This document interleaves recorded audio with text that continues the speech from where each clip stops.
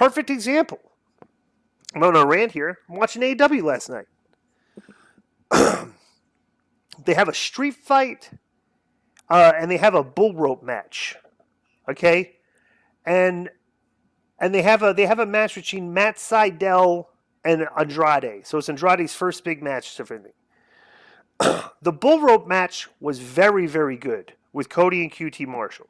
QT Marshall doesn't have a lot of heat, but the match looked kind of like a good old school brawl with stuff and everything, and the match made logical sense.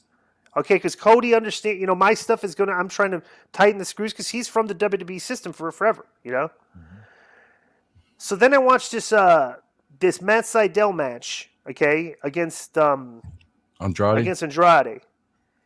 And Matt Sydal is the number 5 ranked guy, right? Okay. He's 11-3. Bro, I'm telling you, this is stuff like this is funny, because the fans are like, I'm like, okay. But Matt Sydal during this match, okay, is just so egregiously and constantly kicking the guy and openly slapping his leg every single time he does it. Oh, bro, he must have thrown 12 to 13 kicks. And every single time he's doing this, it just completely visually ruined your vision of what a wrestling match should be, and just completely took it out. That looks ridiculous, right? Yeah. So then they have a street fight, okay? It's a street fight. Now Eddie Kingston is a decent brawl. This is what he does. He can throw a good punch, something. Bro, this is a street fight. I swear to God, in a 13-minute street fight, okay, these guys threw like 10 or 12 punches. I mean, it wasn't a street fight. It was a exhibition for them to brawl a little bit, but to be able to pull the tables and the garbage cans out and throw them in the ring and do all the spots with them. Yeah. But it didn't look anything remotely resembling like guys brawling in a street fight, which is the concept of the street fight. It's like, okay, rules are out. So what are you going to do with the rules who are out the window? Oh, I'm going to brawl and beat the heck out of this guy because that's, and hit him with shit. Okay, bro, they decided they can't do that because it's the Young Bucks and Penta's in there. So that they have to do all this stuff interjected into a street fight. And people that are watching this, okay, that are lapsed fans that grew up on models of wrestling that we've seen and stuff, and they're watching this stuff and bro, the work looks ridiculous. Glenn, the work is causing people to change the channel because it doesn't look like the model of the professional wrestling that draws people. Glenn, can I tell you something? You always like to simplify things. I'm going to make this very simple. Jeff, remember John Stossel and Dr. Death? Mm-hmm.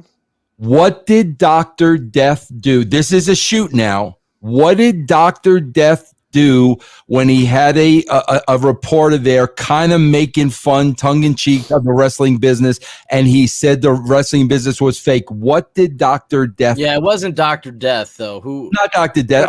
Dr. D, David Schultz. David Schultz. Yeah. What did he do, Jeff? Smacked him in the face. Oh, yeah. Smacked him in.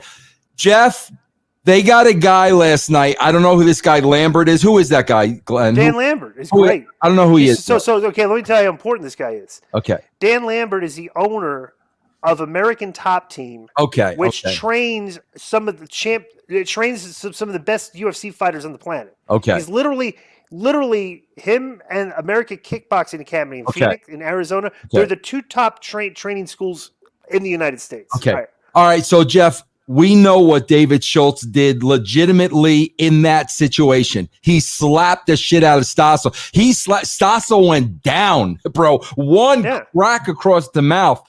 So, bro, this what's his name again? Dan Lambert. Dan Lambert, yeah. He's in the ring, Jeff, and he's cutting an anti-AEW promo. Anti-pro wrestling promo. Anti-current pro wrestling promo. Okay. All right. This show sucks. Okay, bro. He's cutting this show sucks. Actually, it was unbelievable. Right. But Jeff, asking me what happens. So now, what's his face hits the ring? The Lance Archer. Lance Archer hits the ring. Okay. Lance Archer slaps him. Then guess what Lance Archer does, Jeff?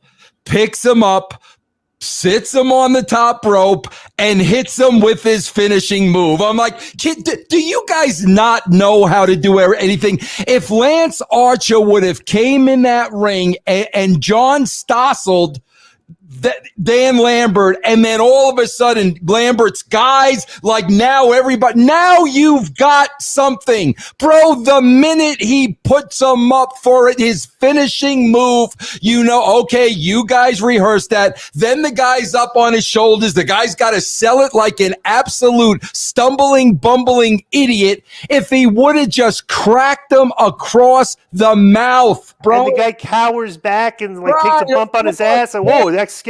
The shoe, he rolls the ringside. The shoe fighters come and stand in front of him. It's like, Come on, do you not know how to do anything to make people believe anything you're doing? That would have been like if Austin would have hit Tyson with a stunner in that pull apart. Exactly, right. Exactly, bro. I mean, come on, bro. You know they had to rehearse it during the day for the guy to take it, and okay, guys, now we're gonna play wrestling. But maybe it's like what Glenn said, bro, because they don't walk away from it. They're not looking at it through our eyes and from a distance. So everything they're doing, they think is good shit, and it's not. Bro, let me tell you the other thing. I got involved in this thread. Did you see this thread I was in the other day? Mm-mm. Well, before, are you changing the subject? Because I have one question for you, Glenn, on that last thing about the hitting his leg while he was kicking him. Yeah. Would you sell those? Because I was always taught like the guy that sells a ridiculous move or a whiffed move is the one that looks stupid, not the guy delivering it, right? Mean, you kind of have to sell because the kick looked good. His kicks look. The whole thing is completely unnecessary. Right. The kicks look good enough, and the guy's selling them. It's just, he doesn't have to make the sound to say like, and the sound is making like, I'm not really hitting the guy, people, but I'm making the sound to simulate that I am. That's what it does, and that's what the fan completely takes you out of it, Yeah, but I don't know. I just think guys in promos should start calling people out for doing this. That's what I think it'd be just embarrass guys when guys cut promos. You should embarrass guys for the way they work. Yeah. If you want to do get into like the mind of like the wrestling fan today, I mean, like that'll make them mad. Yeah. You know what I'm saying? That'll make their they fans got mad when to Randy Orton mentioned Kevin Owens never going to the gym a few years ago. Remember that? I think, oh yeah. They defended the fans were the marks got insane mad at